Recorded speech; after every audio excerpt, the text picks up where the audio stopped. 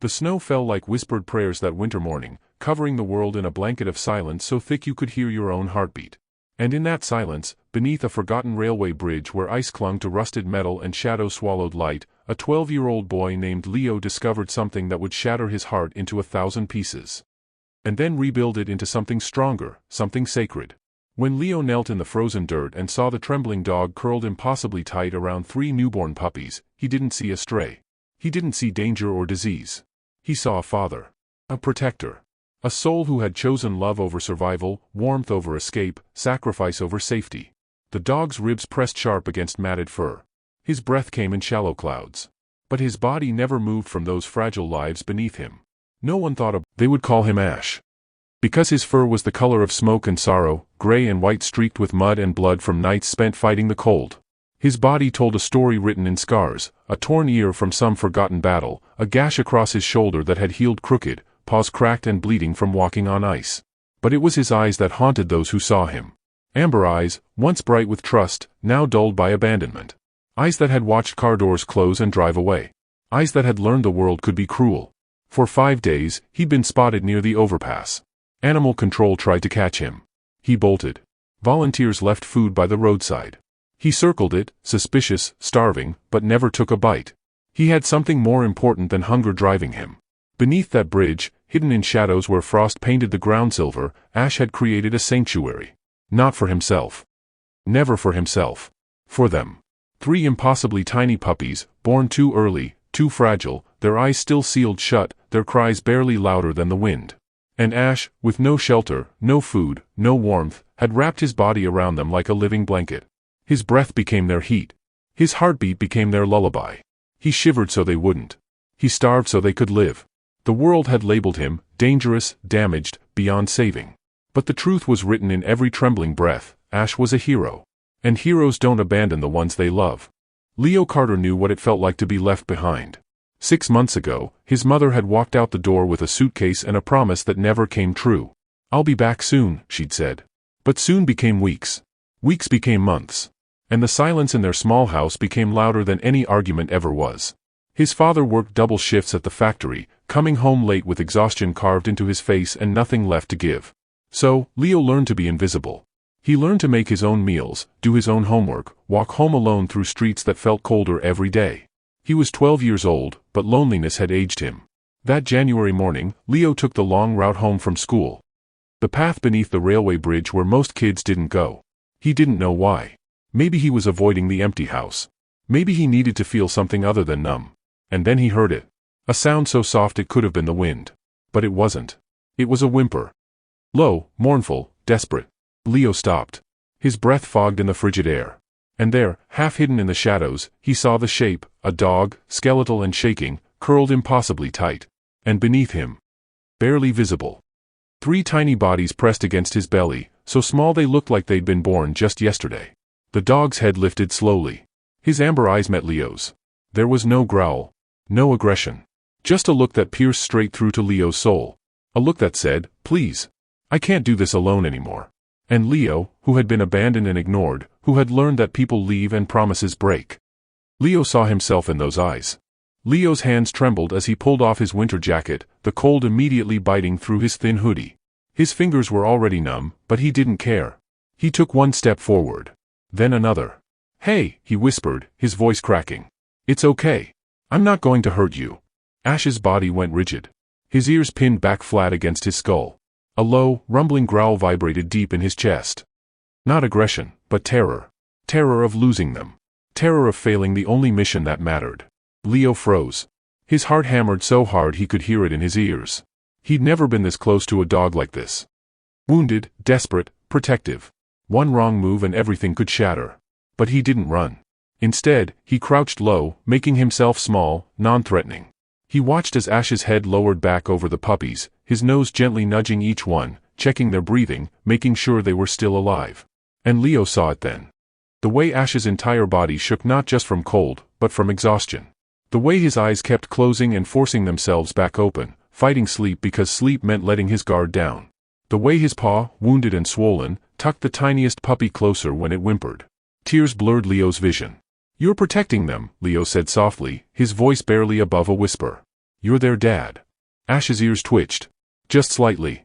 I know what it's like, Leo continued, his throat tight. To feel like you're the only one who can keep things together. To be scared that if you stop trying, everything falls apart. The wind howled through the bridge. Snow swirled in through the gaps, dusting Ash's back with fresh white powder that melted instantly against his body heat. The only warmth he had left to give. My mom left, Leo whispered, and saying it out loud made his chest ache. And my dad, he tries, but he's not really there. So, I get it. I get feeling alone. Ash's gaze held Leo's. And in that moment, something passed between them. An understanding that transcended species, transcended words. Two souls, both abandoned, both still fighting, recognizing each other in the cold. Leo extended his hand slowly, palm open, fingers trembling. Let me help you. Please. You don't have to do this by yourself anymore.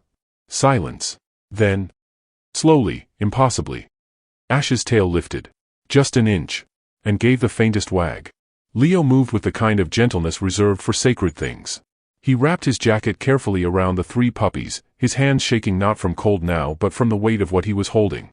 3 tiny heartbeats, 3 fragile sparks of life that had survived against every odd. They were so small. Gray and white bundles of fur, their eyes still sealed shut, their little paws no bigger than Leo's thumb. One of them made a sound. A soft squeak. And Leo felt his heart crack open. I've got them, he murmured to Ash. I promise. They're safe. Ash watched. Every muscle in his body was coiled tight, ready to launch, ready to fight, ready to take them back if this boy proved to be just another human who took things away. His breathing came fast and shallow. But Leo didn't run. Didn't turn away. Instead, he lowered himself to the ground, sitting cross-legged in the frozen dirt, and held the jacket-wrapped bundle against his chest. See, he whispered. They're okay. Feel how warm they are now. And then something happened that Leo would remember for the rest of his life. Ash took one step forward. His wounded paw dragged slightly, leaving a small streak of blood in the snow. Then another step. His amber eyes never left the puppies. And then, with a sound that was half whimper, half sigh. A sound of complete surrender. Ash pressed his head against Leo's shoulder and collapsed. The weight of him nearly knocked Leo backward. The smell of wet fur and sickness filled his nose. But Leo didn't flinch. He wrapped his free arm around Ash's neck and held on. You did it, Leo whispered, tears streaming hot down his frozen cheeks. You kept them alive. You didn't give up. Ash's body shook. Not from cold now, but from something deeper. Release. Relief. The kind of bone-deep exhaustion that comes when you've been strong for too long and someone finally tells you it's okay to rest. Leo felt Ash's heartbeat against his arm. Rapid at first, then gradually slowing. Steadying. You're not alone anymore, Leo said, his voice breaking. None of us are. The snow continued to fall, soft and silent, blanketing the world. But beneath that bridge, wrapped together in cold and hope, 2 broken souls and 3 tiny lives became something they'd all been searching for without knowing it. Family. Leo didn't know how he made it home. His arms burned from carrying the puppies. His legs felt numb. Ash limped beside him the entire way, never more than 2 feet from the bundle Leo clutched to his chest, his eyes fixed on his babies with an intensity that never wavered. When they finally reached Leo's house, the sun was setting, painting the snow in shades of orange and gold. Leo's hand shook as he opened the door. His father stood in the kitchen, coffee mug halfway to his lips. He froze when he saw them. His son, shivering and tear-streaked, holding a bundle of fabric, with a skeletal, limping dog at his side. Dad, Leo said, his voice small and terrified. Please don't make me take them back. For a long moment, his father didn't speak. He just stared. And then, slowly, he set down his coffee mug and walked over. He knelt in front of Leo, looked at Ash's wounded paw, at the 3 tiny puppies now visible in the open jacket, at his son's pleading eyes. What happened? He asked quietly. He was protecting them, Leo whispered. In the cold. 4 days. And no one helped him.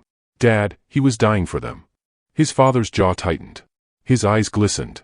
And when he looked at Ash, really looked at him, he saw what Leo had seen. Not danger.